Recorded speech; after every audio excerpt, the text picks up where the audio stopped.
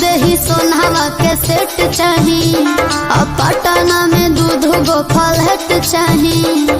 एक 1 BHK, एक 2 BHK, एक में मैं रहूंगी और एक में जिम करूंगी। ओके जानो, भर दही सोनावा के सेट चाही, पटना में दूध गो फ्लैट चाही। अरे एक करे जा, तू जितना खर्चा करेबू हम उतना खर्चा करब।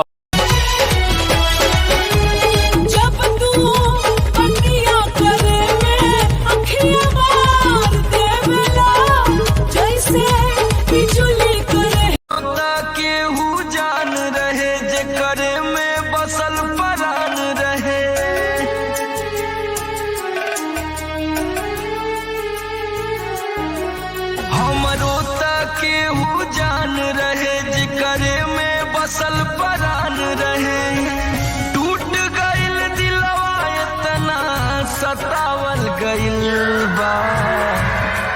हम पागल नइखी हो, पागल बनावल गइल बा। हम पागल नइखी हो, पागल बनावल गइल